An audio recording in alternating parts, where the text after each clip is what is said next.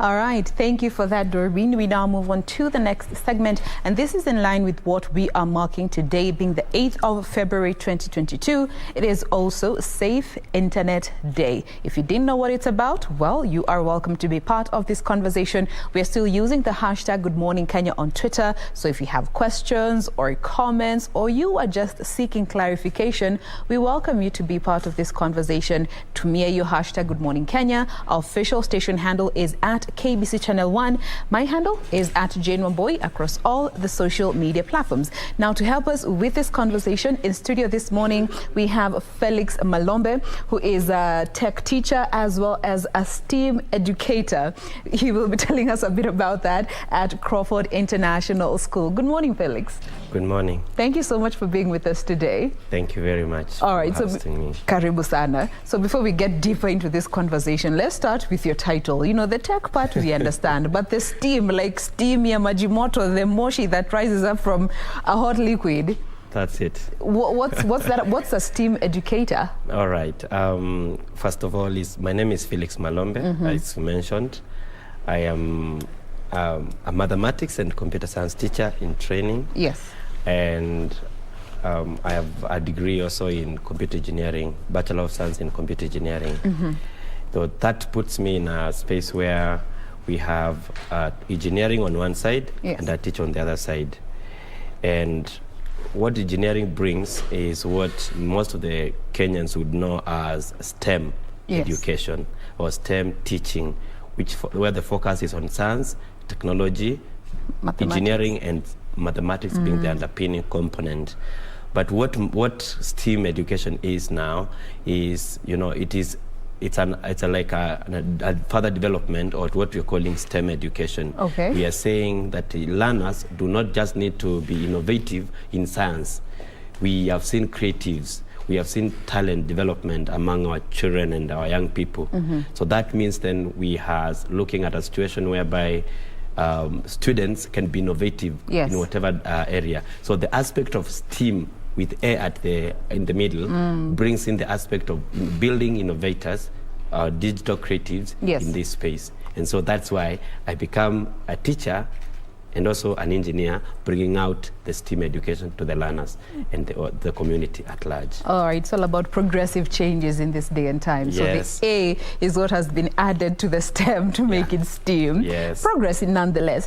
Now, today we are marking the Safe Internet Day. And for most people, unaijua sahi, all right? But why is it even important to have a day where we recognize the importance of safety when our kids especially are using the internet? It's very important. It's very important because we're living in day and time when there is proliferation of and democratization of information. And that means we need to talk about security. We need to talk about awareness and such like things. Yes. In fact, in our context at Crawford International School, we call it digital citizenship. We look at you as a citizen of a country like Kenya, but also we look at you as a citizen of a global world. Yes. So we call you a digital citizen.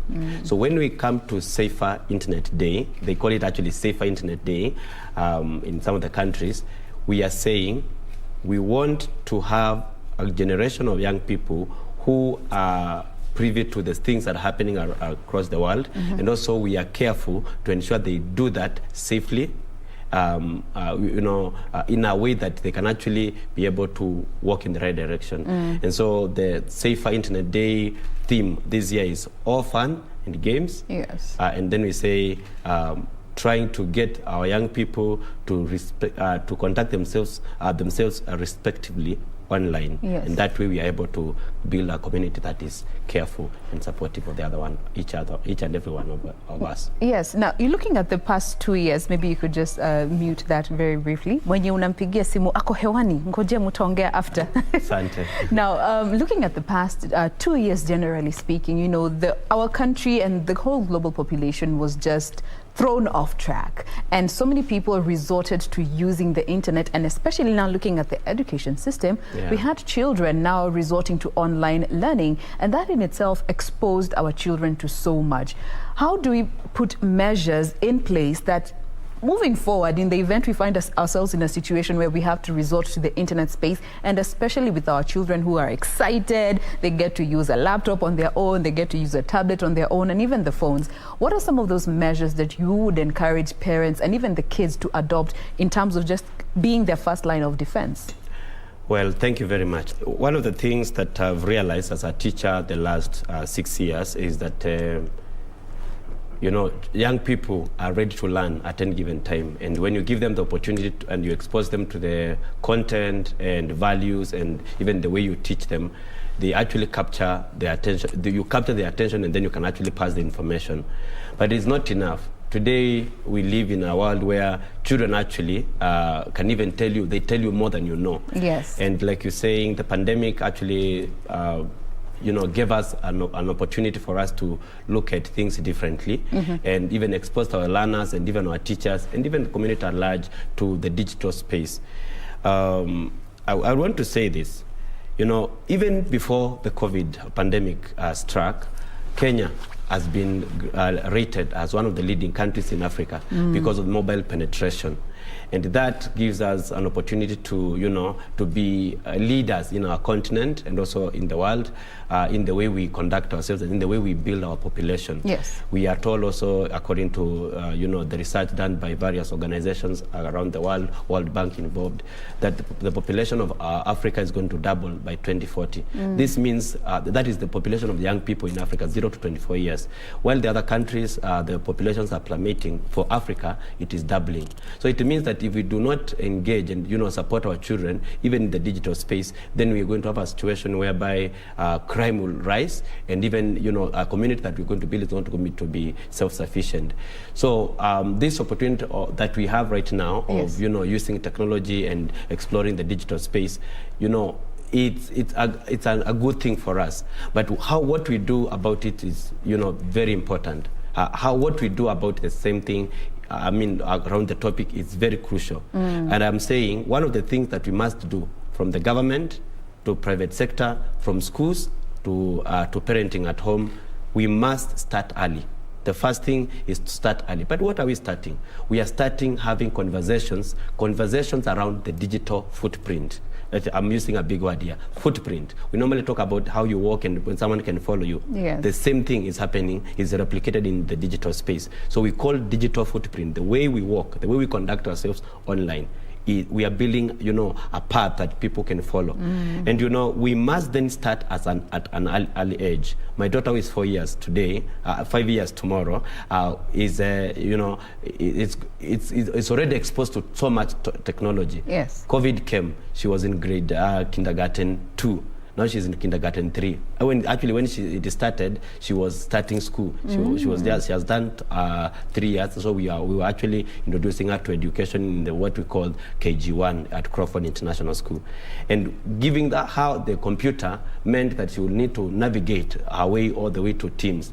But as she does that, sometimes she opens YouTube for Kids, which I've set up for her, because that is a space a parent must do. As a parent, you cannot just release a phone to a child. But that's what most of us do, we have tech time because, as a parent, you have so much to do. You need to go to work, you need to prepare a few things in the house, so you give them a phone. So that they can stay busy. Where do you want to keep busy? I need to do these things. That is it's okay, you can do that. But I'm telling you, in fact, you will find that people who actually talk about technology much, they don't even expose their children so much to technology. Yes. Why? Because they know the adverse effects of all that. There is research that has been done talking about what exactly will happen as you expose children. But what I'm saying, my point today is, when you're giving children opportunities to use the digital space, whether you're giving them to maybe watch something or that, you need to put some regulations for your own good and as a parent. Yes. But most importantly is to start conversations with the children as early. Let them know this is something that is going to last over a long time. Number 2, as a parent, as a teacher, even at schools, we must start that discussion. It's not a discussion of dads or a discussion of moms or a discussion of science teachers, of agriculture or of Kiswahili. It's a discussion of everybody. as an adult, you have the opportunity, the perfect opportunity to model behavior, to lead the next generation into a safe space when it comes to online content. And I'm saying this even as when you go to what we are airing right now, you find people giving comments down there, and you wonder, so if it's the parents who are, doing this and giving these comments, what shall we do? So we are saying you must be able to start early, you must model behavior, and always, as parents, we must always, reassure our children that in case of anything going wrong, we are here to support them. Okay. Now, you talked about the digital footprint, and this is something that so many people take for granted, or because we know the internet will never forget, but it's still something that people haven't really understand the weight that it carries. We are living in a time where impersonation has become the order of the day. People just post anything and everything on the social media platforms, and we even see recruiters now looking at people's social media platforms. How would you encourage those that are watching us today, from parents to the youth and even the children, on protecting the content that they put out there and consequently avoiding unnecessary trauma and dangers that come with that? First of all, let me start with the schools. I believe the government is doing what it can to see to it that we expose our children to digital literacy. Yes. But I'm calling out, if it's possible, let's not just settle for digital literacy, which is about parts of computer, which is what is taught in school. Coding. That is not enough. Yes. In fact, I have 5 things that I would want to say schools must embrace, and I can lead, and government, the TSC, the Ministry of Education, they can go to, so that we can actually navigate this path. If we are going to start early at home, which is a good thing, the school is the one that now supports our work, to build on what we have taught at home. And also, we can say that when it comes to school, also, school and the teachers cannot be the only people who are doing it. Parents at home must come back and also strengthen what we are saying. Yes. So what I'm saying is that there are 5 things that we must train from an early age, for children from 4 years going up all the way to 18 years, especially that part. And with number 1, we say, we're using something called Digicit Commit, which is a digital citizenship commitment for all people, for parents, for students, for children, anybody. The first thing that we say in digital citizenship commitment is be inclusive, where you're saying you are going to be respectable and, in the way you accept other people's viewpoints and opinions, online and even offline, because that's what we do offline, in person. But online, also you do the same. You be inclusive. And this is where people talk about, don't cyberbully people. Instead of using negative words like cyberbullying and anti-bullying and all that, we are saying be inclusive. That is the first thing. Number 2, after you be inclusive, if you are accommodate people in online community, you have a chance that you're going to get fake news. You're going to find information that is not, factual. And so you need to actually be informed. And in being informed, you train young people from a school perspective on how to be, contact themselves in a way that, they understand they are going to get fake news, and so they need to be trained on how to verify. There is a lot of content. I will talk about that as I conclude.